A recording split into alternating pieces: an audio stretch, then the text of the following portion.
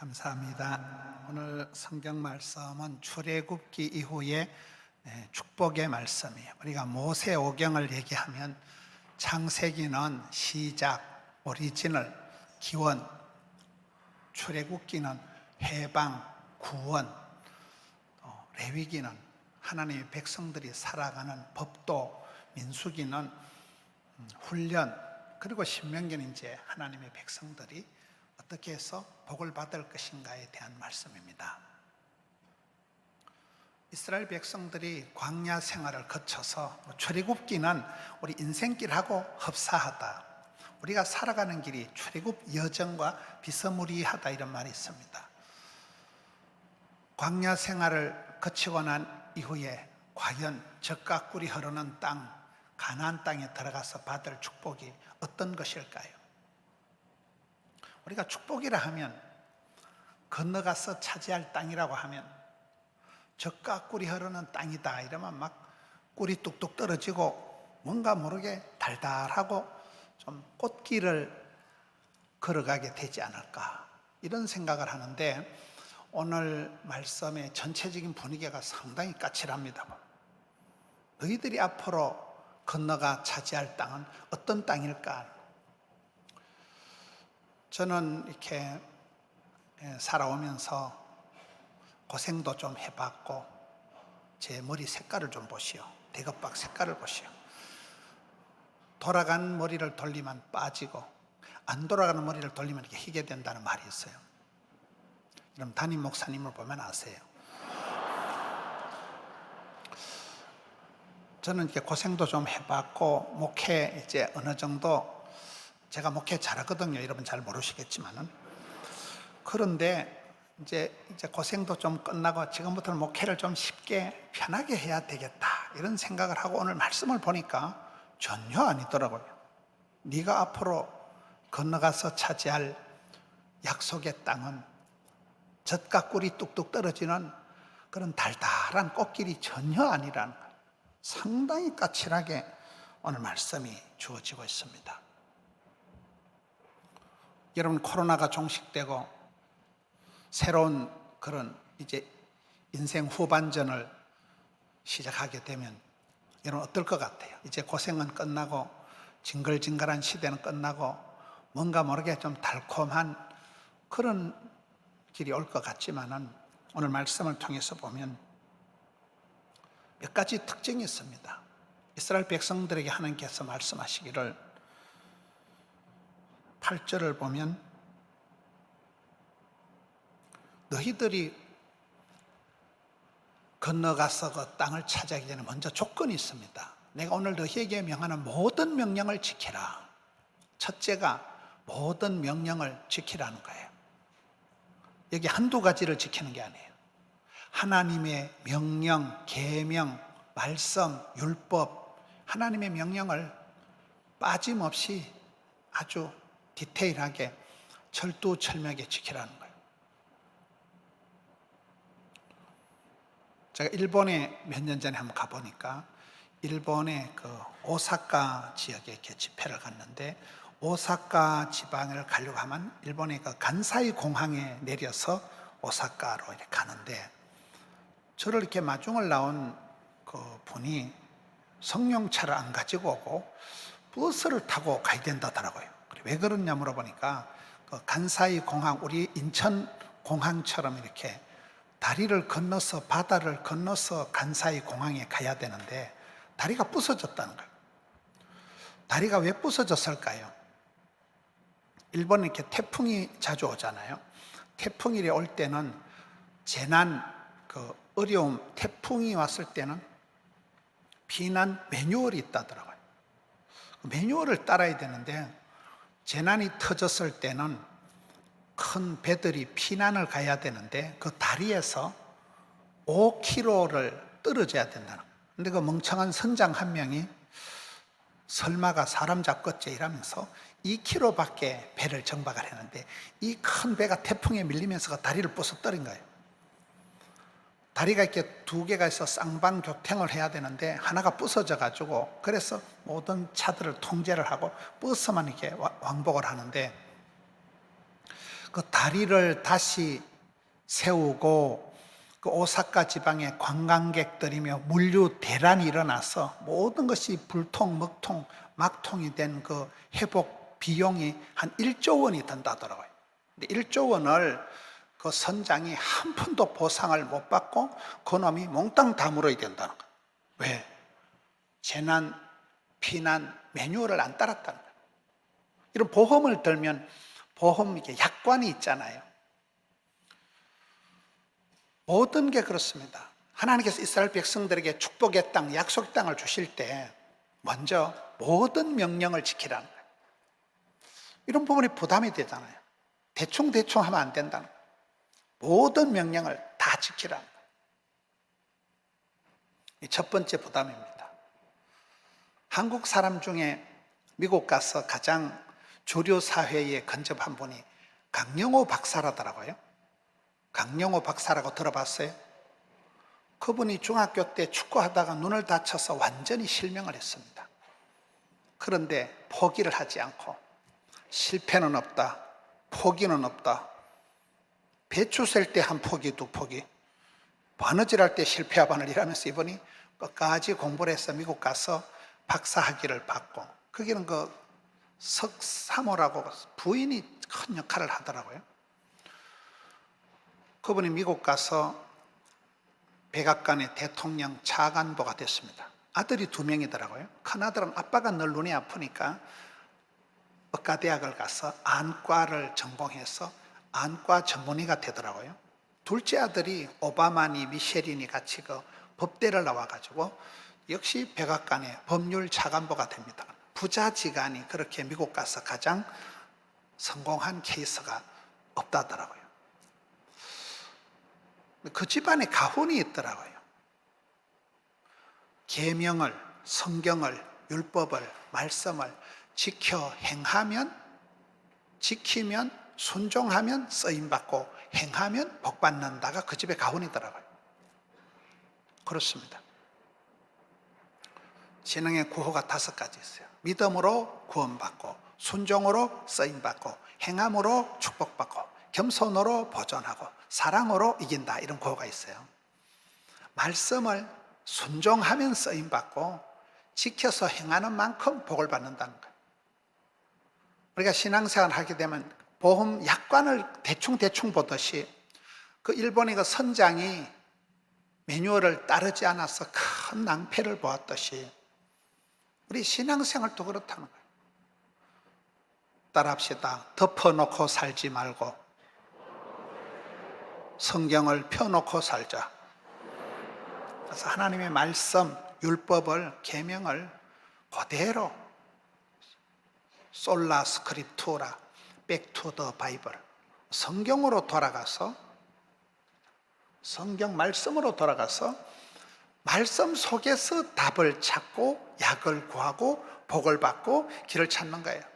말씀을 묵상할 때 하나님 말씀이 살아 운동력이고, 사람이 떡으로만 살 것이 아니라 하나님 입으로 나오는 모든 말씀으로 살아가기 때문에 늘 날마다 아침마다 말기 찬성, 말씀과 기도와 찬양과 섬김의 자리를 통해서 하나님의 뜻을 깨닫는 거예요. 아버지 하나님의 본심을 그때그때 깨닫는 거예요. 모든 명령을 다 지키라는 거예요. 하나님께서 모세를 통해 주신 613가지 율법, 하지 말라는 게 365고 하라는 게 뭐 212가지 이러잖아요. 두려워 말라 이런 게 365번 나온다 그러잖아요. 어떤 할 일 없는 놈이 또 그런 걸 세어받는가 봐. 난 성경에만 숫자를 들이대고 이런 사람은 조금 징그럽습니다. 뭘 그 숫자를 세어보냐, 그냥 믿으면 되지. 왜 365번이나 두려워 말라 이런 말이 나올까요? 365일 놀래 자빠질 일이 많으니까 그런 거예요. 이 세상에 곤고한 일이 많고 참 죽을 일 세빌 있다고 보는 거예요. 그러니 날마다 때마다 우리의 마음을 리셋해야 돼요. 마음을 내가 흘러가는 대로, 마음에 그냥 기분대로 그래 두면 엉망진창이 돼버려요. 쓸데없는 감정 소모가 심해져요. 헛된 데 마음을 소모해버리는 거예요. 그래서 마음을 항상 챙겨서, 물어 지킬 만한 것보다 마음을 지켜서 내 마음의 신비에 마음밭에 옥토를 만들어서 주의 말씀을 잘 심어야 되는 거예요. 복음이 심었습니다. 복음이 싹이 났네요. 뭐 그런 노래가 있어요. 모든 명령을 지키는 게 첫째 조건이더라. 엄청 부담되잖아요. 우린 좀 프리하게 자유스럽게 신앙생활하고 싶은데 성경은 굉장히 까칠하게 아니다. 모든 명령을 토막토막 한 구절 한 구절 모든 명령을 다 지키라는 거예요. 저는 이 말씀이 굉장히 부담이 되었습니다. 수학에는 공식이 있고 영어에는 용법이 있고 싸움에도 기술이 있고 작업에도 정석이 있고 뭐 이러잖아요. 모든 사역에도 매뉴얼이 있다는 거예요. 인생 사역 지침이 있다는 거예요. 인생 교과서가 있다는 거예요. 그게 성경이라는 거예요. 말씀으로 돌아가서 말씀을 거울 삼아서 말씀 속에서 항상 내 삶의 지침을 찾아야 됩니다. 말씀을 들을 때 그 말씀 속에서 왜 강사가 저 메시지를 하느냐, 저게 오늘 내게 어떤 메시지 레마의 말씀으로 오냐는 거예요. 여러분, 사람이 호랑이는 죽어서 가족을 남기고 사람은 죽어서 이름을 남기고 크리스찬은 죽어서 간정거리를 남긴다 이러잖아요. 간정거리가 뭡니까? 내가 받던 말씀 한 구절을 가지고 그 말씀을 붙들고 몸부림치면서 살다가 남은 그 어떤 삶의 파편들, 삶의 어떤 그 스토리가 그게 간정거리잖아요. 말씀 하나 붙들고 가는 거예요. 하나님은 그 사람에게 복을 주시기 전에 말씀을 주시는 거예요. 저는 여러분 보시긴 제가 말짱해 보여도 대학 때 아파트 한 채 수술비를 말아먹었습니다. 그때 종합병원에서 한 달 안에 죽는다고 부산에서 가장 큰 병원에서 제가 수술을 못하고 실려 나왔습니다. 극심한 두려움. 여러분, 한 달 안에 죽는다는데 때가 왔도다 할렐루야 이런 사람이 누가 있겠어요? 뼈가 녹는다는 표현을 제가 이해를 하는 사람이에요. 그래서 극심한 신경쇠약, 노이로제, 강박관념, 우울증 오토매틱으로 다 오더라고요. 그런 상태에서 제가 실수로 디모데후서 1장 7절을 읽었어요. 하나님이 우리에게 주신 것은 두려워하는 마음이 아니요 능력과 사랑과 근신하는 마음이.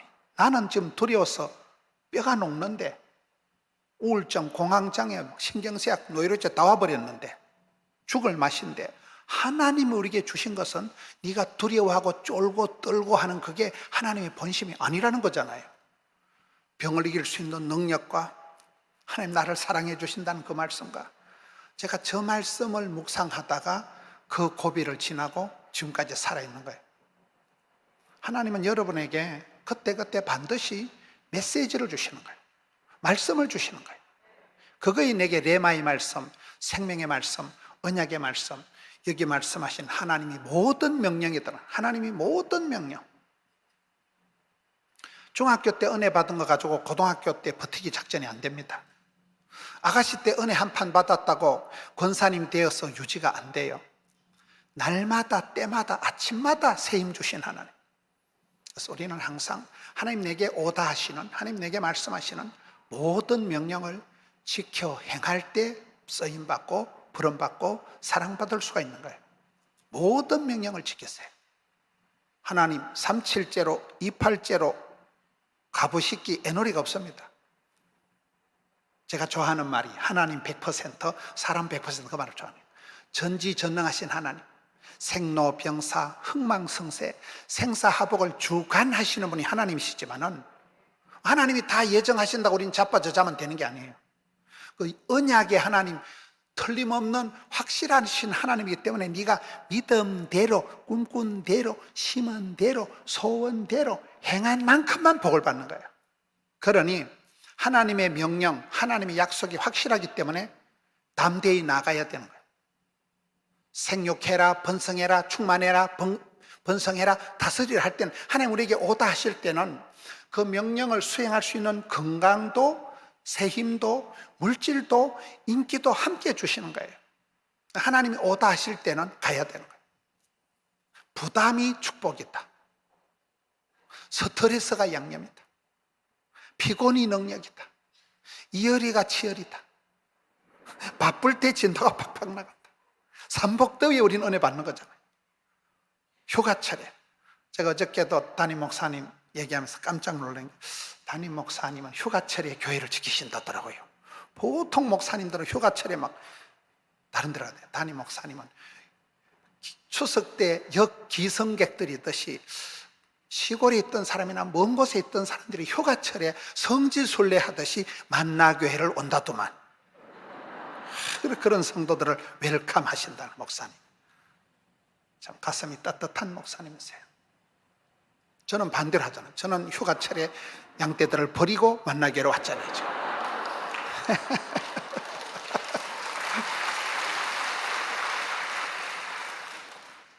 모든 명령을 지키라. 하나님이 내게 오다 하실 때는 반드시 뜻이 있다는 거예요. 하나님은 말씀을 주실 때 그 말씀을 지킬 수 있는 힘도 주시고, 그 말씀을 억지로 지키다 보면 그 말씀을 지키는 중에서 힘이 나고, 말씀이 살아 운동력이 있어서 내 마음의 발동을, 시동을 걸어서 뭔가 모르게 내 삶이 그렇게 우울하고 찌질하던 삶이 내 삶에 발동이 걸려서 에너자이저가 되고 인생 바카스를 만나가지고 뭔지 모르게 사람이 눈에는 총기가 반짝거리고 얼굴에는 화기가 돌고 몸에는 생기가 발랄하고 마음에는 용기가 백배하고 손에는 온기가 따스한 것이 생기발랄 달라진다니까요, 사람이. 부담스러운 하나님의 말씀을 순종할 때, 지킬 때 말씀이 나를 질질 끌고 가는 거예요. 그래서 첫째 조건이 모든 명령을 지켜라. 둘째, 오늘 말씀의 8절을 보면 건너가야 돼. 건너가라는 거예요. 너희가 건너가 차지할 땅에, 건너가라는 말씀이 나옵니다. 건너가라는. 건너가는 게 뭘까요? 여러분, 인생은 건너가는 과정이에요. 홍해를 건너가는 게 뭐 세례받는 거와 같다 이러잖아요. 요단강 가에 섰는데 내 친구 건너가네. 홀로 갔다 그 말이에요. 요단강 건너갔다마는 죽었다 그 말이잖아요. 인생은 건너가는 과정이에요. 그렇잖아요. 신앙생활은 뭐냐? 따라다 한계를 뛰어넘자. 물을 끓일 때 물이 10도에 30도에 50도에 죄송합니다 70도에 80도에 끓지 않습니다. 99도 임계점이라 그래요. 임계점에 도달하면 팍 끓는 거예요. 우리의 삶도 그렇습니다. 누구든지 한계가 오는 거예요. 내가 더 이상은 못하겠다. 우리 이혼하자. 이 망할 놈의 회사에 때리쳐 버리겠다. 이번 휴가 끝나고는 심하게 할 거다. 사람은 누구든지 한계가 온다니까요. 체력의 한계가 밀려오는 거예요. 여러분, 저녁에 집에 가서 잠을 주무시는데 막 대가리만 대면 잠이 쿨쿨 온다. 난 그런 인간은 사람이 아니문이다. 이 험한 세상에 코로나가 끝난 것도 아니고 안 끝난 것도 아니고, 사업이 되는 것도 아니고 안 되는 것도 아니고, 몸이 건강한 것도 안 건강한 것도 아니고, 이게 일본 말로 아리까리하고 독일 말로 애매모호, 프랑스 말로 알쏭달쏭, 중국 말로 갸우뚱, 아프리카 말로 긴가민가, 영어로 헷갈리제이션. 내가 지금 건강한 것도 아니고 아픈 것도 아니고, 지금 이때로 행복한 것도 아니고 불행한 것도 아니고, 모든 게 불확실한, 코로나 때는 이게 엉망진창이 돼버렸잖아요. 그래서 집에 가면 몸이 천근만근 무거워도 누워보세요. 점점 눈깔이 말똥말똥 해가지고 잠이 안 와. 그게 정상이에요. 목사도 그런데 뭐 잡사들이 오죽하겠어요. 불면증이 오고 신경이 극도로 날카로워지고, 너무나 난 정상이라 봐. 이러면 약간 우울감이 오고 그러거든. 나는 착한 교인이다 이렇게 생각하면 돼요. 뭔 얘기를 해도 막 끄떡도 안 하고 막 그런 독종 인간이, 지사 빤사 같은 인간이나 그리 살아가지. 누구든지 한계를 느낀다니까요. 그럴 때 신앙생활은 뭐냐? 안 된다, 어렵다, 힘들다, 못 살겠다, 죽겠다, 입방정을 떨지 말고, 안 되면 되게 하고, 10번 찍어도 안 되면 톱을 확 잘라버리라. 전 마가복음 2장에 중풍병 고치는 본문을 좋아합니다. 전시만시 마비된 중풍을 어떻게 고칩니까? 지붕을 떴잖아요. 이 지붕을 왜 떴습니까? 뭐 생뚱맞게 지붕을 떠도, 여러분 제가 설교인데 어떤 놈 지붕 떠서 돌멩이가 머리에 뚝뚝 떨어지면 좋겠어요? 뭐 때문에 그런 쓸데없는 짓을 할까? 근데 성경은 마가복음 2장을 보면 예수께서 저희의 믿음을 보시고, 지붕을 뜯는 게 왜 믿음일까요? 그게 고정관념을 버리라고 하더라.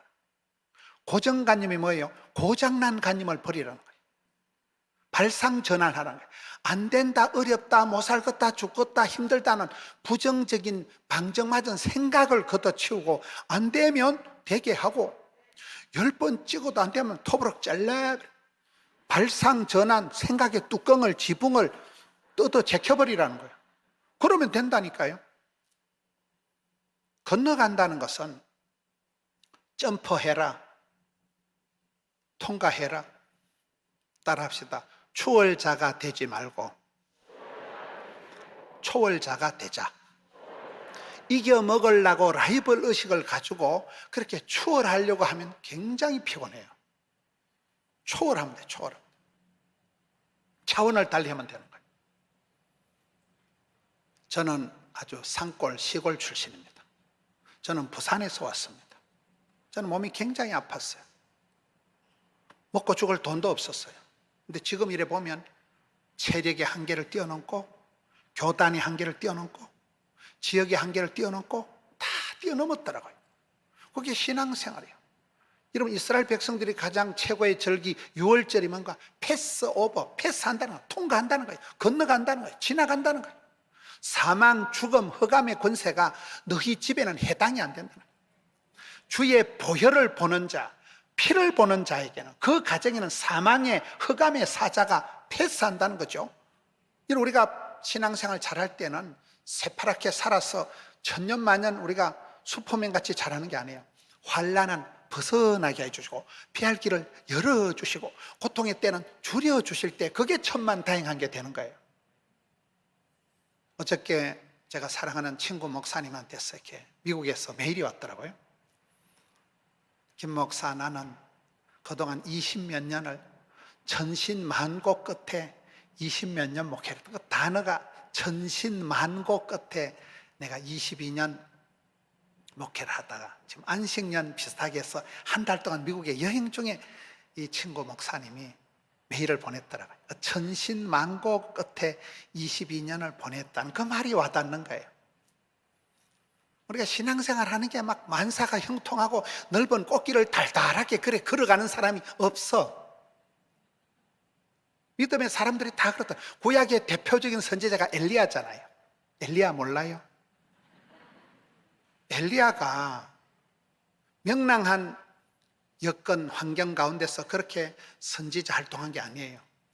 남쪽 유다, 북쪽 이스라엘의 40명 가까운 왕들 중에 가장 악독한 아방 시대, 선지자를 잡아 죽여버리는 시대, 생명 위협을 느끼면서 살았어요. 3년 6개월 동안 나라가 땡땡 가뭄이니까 입에 풀칠을 못하니까 그리 시내가에 가서 강물 쪽쪽 빨아먹다가 까마귀 알아요? 까마귀가 무슨 호텔에 스테이크를 물어다 주는 거 아니에요. 옛날에 시골에 가면 꽃시내하고 이래 음식을 이렇게 뭐 까치밥을 남겨놓고 이래 음식을 먹기 전에 이래 한 주먹을 담벼락에 나무 가지 위에 걸치고 이런 게 있어요. 시골에 가면 그 말라 비터진 쓰레기장 옆에 있는 그 음식물 쪼가리를 그걸 까마귀가 이렇게 물고 가다 입에서 침이 나와서 노글노글 하면 엘리야야 받아 먹어라. 그게 까마귀가 물고 오는 거예요. 말귀를 잘 못 알아들으시. 그러다 안 되니까 사라바 가부집에 가서 그 빌부터 먹는 거예요. 엘리야의 일생을 보면 아슬아슬 조마조마 간들간들 위태위태 그렇게 살아가더라고요. 그러나 결론은 구약의 최고의 선지자가 되는 거잖아요. 우리의 일생도 그렇다는 거예요. 날마다 숨쉬는 순간마다 내 앞에 어려운 일이 천지백갈이지만 늘 절망하고 금방 우리가 우울감에 빠지고 하지만은 하나님께서는 그때그때마다 통과해라, 패스해라, 일어나, 건너가라는 거예요. 이 이스라엘 백성들에게 건너가라는 것은 무슨 투어리스트처럼 소풍 가고 지금 성지순례 가는 게 아니에요. 전쟁을 불사라는 거예요. 사선을 넘어가라는 거예요. 여러분, 젖과 꿀이 흐르는 땅 가나안 땅이 여러분 꿀이 뚝뚝 떨어지는 데가 아니라니까요. 거기에는 가나안 7족 속이 버티고 있는 거예요. 가나안 7족속이 누굽니까? 네피림, 거인족 속들, 안악자손이란 말은, 안악이란 말은 모가지가 길다 말은 목이 긴 장대 같은 인간들이 철병거를 무장하고 있는. 그때 이스라엘 백성들은 돌멩이 들고 설치는 석기 시대인데 이미 가나안 족속은 철기 시대에 들어가 있고, 여러분 난공불락의 막강한 덩치가, 사이즈가 게임이 안 되는 그것들이 딱 버티고 있는데 거기를 건너가라, 이거는 생명의 위협을 무릅쓰고 전쟁을 하라는 거예요. 인생은 그렇습니다. 저는 여러분들에게 오늘 말씀을 전하면서 사랑하는 만나교회 성도 여러분, 인생 후반전을 달달하게 꽃길을 걸어가시기 바랍니다. 그런 말을 하고 싶은데 성경은 전혀 반대라니까. 모든 명령을 지키라이, 한 개만 빠뜨리면 죽는다이, 건너가라이, 소풍 가라는 얘기가 아니에요. 꽃길을 넓게 여유 있게 건너가라는 게 아니에요. 전쟁을 불사하고 생명을 걸고 요단강을 건너서 도하를 해서 한계를 뛰어넘어서, 그렇습니다. 뒤돌아보니까 우리의 인생이 날마다 한계를 느끼지만은, 여러분 그렇잖아요. 앞길은 바라보면 막연하고 불안하게 짝이 없지만은 뒤돌아보면 지금까지 지내온 거 다 하나님의 은혜예요. 만 가지가 하나님의 은혜였어요. 제가 한 번은 미국에 집회를 갔다 오는데, 저는 영어를 잘 못합니다. 영어를 못하니까 그냥 비행기 안에서 자빠져 자는데, 집사람은 영어를 좀 알아들으니까 태평양 한가운데 왔는데 방송이 나는 거예요. 엔진에 뭐 서모거에 파이어에 뭐 그런 거예요. 비행기 엔진에 불이 나서 연기가 난다는 거예요. 저는 못 알아들으니까 편안하게 자빠져, 집사람은 큰일 났다는 거예요. 여러분 탄 비행기가 태평양 한가운데 연기가 푹푹 나면 좋겠어요? 제가 그날 돌아와서 바로 오자마자 결혼식 주례하고 쫙 있는데, 결혼식이고 나발이고 장례식 치르고 생겼다니까요. 이 비행기가 인천공항으로 와야 되게 일본의 삿포로 항구에, 삿포로 공항에 불시착하네요. 일본의 삿포로라고 들어봤어요? 일본 지도가 바나나처럼 이렇게 길게 생겼는데 제일 그 북쪽에 북해도 삿포로, 거기에 불시착한 거예요. 제가 일본 말은 뭐 아지노모토, 다마네기, 뭐 시다바리 이런 거밖에 몰라요. 그래서 여러분 요즘 비행기를 타면 막 항공료가 엄청 비싸고, 이게 막 항공 스케줄이 엉망이 돼버리면 보통 복잡한 게 아니에요. 이걸 표를 다시 구해야 되고 소통을 하는 게 보통 힘든 게 아니에요. 그때 그 사고로 보상비가 100만 원이 돌아오더라고요. 사고가 심각한 거죠. 뭔 말인가 하면, 우리가 살다 보면 만 가지가 하나님의 은혜예요. 여러분 생존케 해주신 하나님의 은혜를 헤아려야 됩니다. 많은 사람들이 쓰러지고 자빠지고, 그래서 저는 뒤돌아보면 만 가지가 하나님의 은혜예요. 일마다 때마다 하나님 도와주시고, 한계를 느끼고 위기를 느끼고 다 그만두고 싶을 때 그때 하나님이 일어나라, 건너가라, 반드시 내가 너를 도와주리라. 그래서 신앙생활은 건너가는 거라니까요. 통과해라, 패스해라, 점프해라, 한계를 뛰어넘으세요. 한계가 있거든. 감당치 못할 시험은 없다. 확 들이대면, 한계를 뛰어넘고 전공법으로 나가면 주께서 피할 길을 열어주시고 주께서 감당할 새 힘을 부어주시는 것입니다. 세 번째, 모든 명령을 지키고 그 다음에 건너가서 차지해야 돼. 차지할 땅, 건너가서 차지할 땅이라는 거예요. 차지하라는 게 무슨 뜻일까요? 완전히 승리의 깃발을 꽂고 완전히 끝까지 완주를 하고 끝까지 승리의 깃발을 꽂도록 나가라는 거예요. 저는 시골에서 자랄 때 강호이, 양호이, 중호이, 문호이 우리 형제들이 이렇게 있었습니다. 형님들이 객지에 나가서 공부를 하다 오면 객지에 가서 골병이 들었다고, 객지 가서 공부하던 형님들이 방학 때 되면 이제 골병이 들어왔다고 엄마가 찰떡을 해가지고 텅 빈 골을 채우는 떡을 찰떡이라고 있어요. 그게 채운다는 거예요. 차지하라는 거예요. 완전히 차지하는 거예요. 완전히 이기라는 거예요. 여러분, 이스라엘 백성들이 요단강을 건너서 적과 꿀이하는 가나안 땅에 들어갈 때 이게 보통 쉬운 게 아니에요. 날마다 전쟁을 치르고는 그 전쟁을 치르고 결코 포기하지 마, 결코 낙심하지 마, 끝까지 완주하라는 거예요. 저는 사람들을 보면서 저분이 왜 저렇게 복을 받았을까? 여러분, 큰 사업을 성공한 분 중에 부도의 위기를 안 겪은 사람이 없더라고요. 산전수전을 겪어야 산소가 된다더만. 수많은 우여곡절을 시행착오를 겪고 난 뒤에 노하우가 생기고 그런 거 아니겠어요? 그럴 때 우리가 어떻게 해야 되나?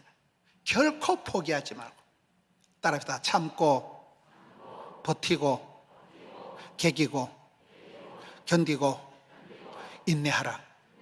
그게 우리 몫이에요. 완전히 차지할 때까지, 완전히 승리의 깃발을 걸 때까지 결코 멈추지 말고, 결코 포기하지 말고. 포기하고 싶을 때가 얼마나 많습니까? 내 다 그만두자. 제가 한 번은 저희 교회에 어떤 분이 와서 찬송을 부르는데, 내가 주인 삼은 모든 건 내려놓고, 아멘. 나는 뭐 내려놓은 것도 아니고 다 뺏겼지만은, 그런 찬송이 은혜 될 때가 있어요. 우리는 하나라도 올라가려고 애를 쓰는데, 내가 주인 삼, 내려놓을 틈도 하나님 다 뺏어가실 때가 있다니까요. 내려놓음의 자유, 포기의 축복, 지는 것에 이김이 있는 거예요. 결단코 완주할 때까지는 손을 놓지 말라는 거예요. 건너가서 그 땅을 완전히 장악하라는 거예요. 완전히 찾아 승리의 깃발을 꼽는 거예요. 최후 승리 얻을 때까지. 여러분, 성도들이 우리가 살아갈 때 일마다 때마다 잘 되는 건 아니라는 거예요.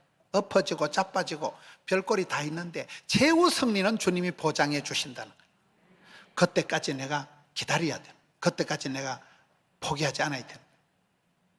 네 번째, 후손을 위해서 준비해야 된다. 오늘 말씀해 보면 너희 후손을 위해서 준비해야 된다. 여호와께서 너희의 조상들에게 맹세하여 그들과 그들의 후손에게 주리라고 하신 땅이 바로 이 적각구리라는 땅, 가나안 땅이잖아요. 오늘 우리가 다음 세대를 가장 걱정을 합니다. 어떤 통계에 의하면 2035년이 되면 교회학교, 주일학교가 제로가 된대요. 지금 한국 교회에 많은 교회들이 아예 중고등부가 없어졌습니다. 중고등부가 한 명도 없다는 거예요. 최근에 이렇게 가슴 아픈 일이, 코로나가 계속되니까 많은 개척교회들이 문을 닫고 더 이상 월세를 못 내고 이래서 개척교회를 문을 닫고 그 교회의 그 목회자들 가족이 저희 교회를 온 가정이 두 가정이 있더라고요. 가슴이 아픈 거예요. 목사님이 이제 목회를 접고 아버지가 뭐 하시노? 그냥 계신대요. 그 대학생 딸을 우리 교회로 보낸 거예요. 좀 시대가 그런 시대입니다. 다음 세대가 좀 심각합니다. 주일학교가 씨가 말라버린 거예요. 여러분 교회같이 이렇게 큰 교회는 그런 걸 덜 느끼지만 어린 애들한테 뭐 그 줄 게 없어요. 이런 교회가 어린애들이 빽빽거리고 애들이 울고 이런 교회가 소망이 있는 교회일까요? 머리가 저처럼 허연 어른들만 앉아가지고 분위기가 장송곡 부르듯이 그렇게 예배 드리는 데가 소망이 있을까요? 그렇습니다. 여러분들이 후손에게 물려줄 땅이기 때문에 그 적각구리 흐르는 땅은 내 시대에 내가 잘 먹고 잘 살 땅이 아니라 내 후손들에게 물려줘야 되기 때문에 지난주에 담임 목사님이 교회 의자도 다 정리하고 꽃단장을 하고 참 잘하시는 거라고 봐요.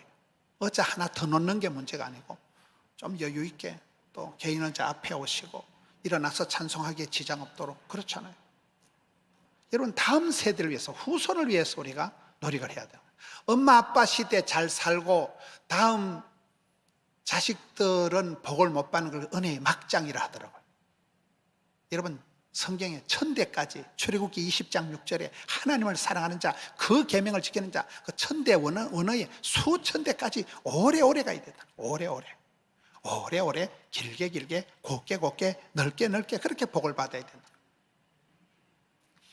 여러분 전통적인 우리나라의 부자의 세 가지 특징이 있더만요. 첫째는 밥그릇이 많다는 거예요. 식솔이 많다는 거예요. 둘째는 오래 간다는 거예요. 경주 최씨 보자는 한 300년쯤 한 10대를 거쳐서 오래 가야 된다는 거예요. 한 해 은혜 받고 그런 걸 졸부라고 하는 거예요. 막장이라니까요. 엄마 아빠는 잘 살고 아들 때 쫄딱 많은 걸 막장이라니까요. 세 번째는 환란 풍파가 터지만 포가 난다. 임진왜란, 병자호란, 6.25 동란 난리가 터지면 평소에 존경받는 그런 대감마님은 종놈들이 와서 지켜준다. 근데 평소에 지사 빤서같이 백성들의 피를 빨아먹는 그런 아주 나쁜 지주들, 이런 대감은 종놈들이 와서 난리통에 죽창으로 찔러 죽여버린다는 거예요. 그럼 죽창에 찔리는 게 좋겠어요? 안 찔리는 게 좋겠어요? 전 이번에 김병삼 목사님하고 또 이렇게 얘기를 합니다. 참 우리 만나교회는 대한민국을 대표하는 건강한 교회구나. 여러분, 작은 교회를 늘 섬기려고 하고 작은 교회 가서 예배를 드리고 늘 목사님이 열린 분이 많은 한국 교회를 섬기려고 하고 우리 교회 하나가 부흥되고 성장하는 게 목적이 아니에요. 한국 교회를 생각하고 늘 섬기고, 참 그런 부분이 한국 교계의 보배로운 분이고 한국 교계의 큰 어른이라고 봐요. 세 가지라니까. 첫째, 밥그릇이만. 이건 시골에 가보면 큰 집에 그릇이 많을까요? 작은 집에 그릇이 많을까요? 시골에 작은 집에는 아예 제사나 이런 게 없어요. 큰 집에 가서 제사. 그래서 큰 집에 제기들이 그릇이 많아요. 전 어머니가 편찮으셔서 세브란스를 제가 오래 다녔습니다. 우리 어머니는 시골에 자라서 막 전시만시 골병이 들어가지고 병원에 무슨 과에 가도 다 해당이 되는 거예요. 아무 과에나 가도 뭐 치과에 가면 이빨 다 썩었고 무슨 과에 가도 다 해당이 되는, 전시만신이 골병이 된 우리 어머니가 세브란스에서 심장병 수술하고 세브란스 온갖 수술을 다 하셨는데, 세브란스를 제가 다니면서 느낀 게, 세브란스 병원이라고 들어보셨어요? 거기가 언더우드 선교사가 25세 총각 때 한국에 와서 언더우드가 그 알렌 의사하고 세운 데가 세브란스 병원이라고 있어요. 거기에 종업원이 지금 8,000명이더라고요. 여러분, 자녀들이 세브란스에 취직을 해가 있으면 취직이 잘 된 거요, 못 된 거요? 거의 준 공무원 수준이라니까요. 사립대학 종합병원에 총각 하나가 건너와서 세운 병원에 직원이 8,000명이 된다는, 식솔이 많다는 거죠. 여러분들이 사업을 잘하고 기업을 하는 분들은 저는 애국자라고 봐요. 그 사장님이 종업원을 100명을 1000명을 봉급을 주면 거기에 딸린 식솔들이 얼마나 많냐. 그게 애국자지요. 나라를 먹여 살리니까요. 식솔이 많을 때 섬기는 사람들은 밥그릇에만 항상 주는 자가 복이 있고 섬기는 자가 큰 자고, 여러분 교회처럼 항상 흘려보내는, 저는 그런 부분에서 제가 김병삼 목사님 너무나 존경하고 참 만나교회가 앞서가는구나. 두 번째, 오래 가야 된다니까요. 여러분, 당대만 잘 먹고 잘 사는 게 아니라 수천 대까지 오래오래 길게 곱게 이어지는, 바톤이 이어지는, 연결이 되는 이런 사역을 하기 위해서 여러분 교회를 꽃단장을 하고 다음 세대가 편안하게 예배할 수 있도록 다음 세대를, 후손을 위해서 여러분들이 신경을 써야 된다는 거죠. 그 다음에 마지막으로 적과 꿀이 흐르는 땅. 여러분, 오늘 말씀에 보면 너희들이 건너가 차지할 땅은 적과 꿀이 흐르는 땅이라는 거예요.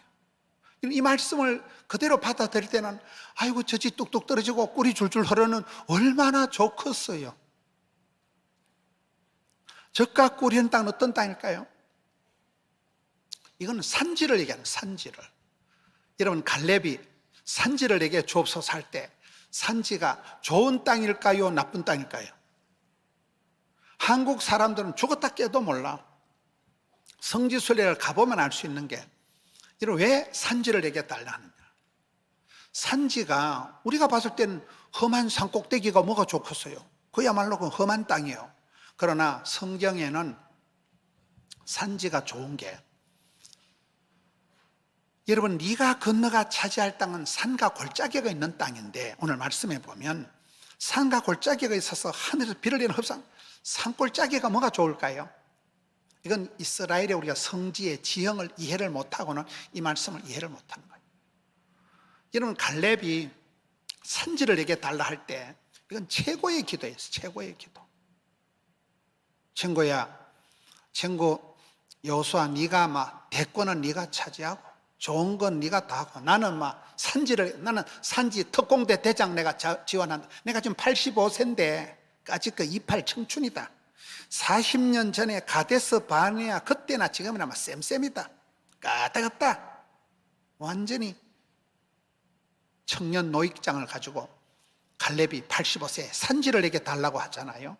그 산지가 바로 적각구리 혈원 땅인데, 여러분 군사적으로 높은데 산지가 유리합니다. 고지를 점령하기 위해서 전쟁을 하는 거잖아요. 몰라요? 전쟁은 고지를 차지해야 되는 거예요. 예루살렘 예루살렘 그 거룩한 성 캐슬. 예루살렘 자체가 산성이에요. 성경 성지 순례를 가보시면 예루살렘 자체가 높은 산성에 있어서 안전지대다 이 말이에요. 군사적으로 가장 안전한 데가 산지예요. 산지. 두 번째, 기후상으로 산지가 시원해요. 요르단이나 중동 지역에 가면 아파트가 높은 산에 있는 아파트가 시원한 아파트가 비싼 아파트예요. 밑에는 더워. 비가 오면 산지는 안전하지만 오히려 밑에는 확 쏠고 내려간다. 군사적으로 기후상으로 또 이스라엘의 지형이 헐몬산, 만년설이 있는 헐몬산에서부터 얼음물이 눈물이 녹아서 내려오면서 이게 밑으로 와가지고 산지에서 샘이 뻥 터지는 거예요. 샘이 터지는 데가 산지예요. 미국의 샌프란시스코다 여행을 해보시면 그냥 누런 잔디밭이 있어요. 누런 사막 땅이니까 누런 잔디밭인데 가다 보면 가뭄에 콩 나듯이 파란 나무가 몇 그루 있는 데는 거기에 샘이 터지는 데예요. 샘이 터지니까 나무가 자라고 거기에 마을들이 형성되면서 사람이 사는 거예요. 성경의 축복은 물이거든요. 물된 동산, 시냇가에 심겨온 나무, 12샘, 샘 곁에 심은 가죠. 물이, 사막 땅에는 물이 생명수잖아요. 산지에서 샘이 터진다니까. 성경에 보면 산 위에 마을들이 있는 거예요, 성경에. 그래서 여기에 산지를 달라 하는 거예요. 적과 꿀이 흐르는 땅은 왜 산지일까요? 산꼭대기가 일교차가 심하니까 거기는 밤에는 춥고 낮에는 덥고 일교차 때문에 거기 이슬방울이 땡글땡글 맺히잖아요. 새벽이슬 같은 청년이라는 것은 어느 날 갑자기 제가 어린애인데 어느 날 갑자기 선생님이 되고 갑자기 청년이 뿅뿅 나타나는 그걸 새벽이슬 같은 청년이라 하거든요. 새벽이슬이 아침에 영롱하게 이슬방울이 땡글땡글 맺히면 그 습도가 있기 때문에 그 풀이 자라고 그 풀을 뜯어먹는 양의 젖을 짜서 젖과 꿀이 흐르는 땅. 그 꿀은 대추야자. 애들이 중동에 단기 선교 갔다 오면 선물 살 때 보면 대추야자가 엄청 달어. 꿀과 같이 달아서 그걸 젖과 꿀이라고 할 때는 그렇게 얘기하는 거예요. 뭔 얘기를 이렇게 복잡하게 하는가 하면, 여러분, 우리가 건너가 차지할 땅, 우리가 앞으로 헤쳐나가야 될 미지의 세계가 결코 달달한 꽃길이 아니고 산꼭대기가 붙어 있다는 거예요. 너희가 예전에 애굽 땅에서 같이 넉넉하고 물이 철철 넘치는 그런 땅이 아니라는 거예요. 이건 산꼭대기를 해서 개척정신, 도전정신, 모험정신을 가지고 올라가야 될 땅이라는 거예요. 그래서 적과 꿀이 흐르는 땅은 그냥 달달한 꽃길이 아니고 산지, 험악한 산골짜기가 버티고 있는데 하나님이 그걸 통해서 우리를 연단하시는 거예요. 평지가 아니라 산지에서 눈을 들어 산을 보라. 하나님께서 이른 비로 늦은 비로 비를 내려주셔야 비로 농사가 되는 것. 저는 오늘 말씀을 통해서 저는 이 말씀을 보면서 제 목회 사역을 이렇게 달리했어요. 난 고생 많이 했으니까 이제 좀 편안하게 수월하게 목회를 해야지 하던 생각을 접어버렸어요. 주여 산지를 내게 주옵소서. 주여 건너가게 하여 주옵소서. 주여 끝까지 이 길 끝에서 나의 가는 이 길 끝에서 나는 주님을 보리라 영광에 내 주님. 그때 보자 이 잡것들아. 지금은 그 시기 하지만 이 길 끝에서 완주하자는 거예요. 완전히 차지할 때까지 주님 붙들어 달라는 거예요. 이 5가지를 통하여서 여러분 다가올 미래를 마냥 낭만적으로만 생각할 수가 없는 거예요. 마음을 겸비, 예비, 준비, 유비무환을 해서 다가온 미래를 너끈히 감당하는 만나가족 여러분 되시기를 축원합니다. 하나님 아버지 감사합니다. 다가올 미래를 꿈꿀 때 산지를 내게 주시옵소서. 건너가게 하여 주시옵소서. 주의 말씀을 낱낱이 지키고 순종하면서 성경 중심, 하나님 중심, 교회 중심의 삶을 감당케 하여 주시옵소서. 과연 젖과 꿀이 흐른 땅 감당케 하여 주시옵소서. 감사합니다. 예수님 이름으로 기도하옵나이다. 아멘.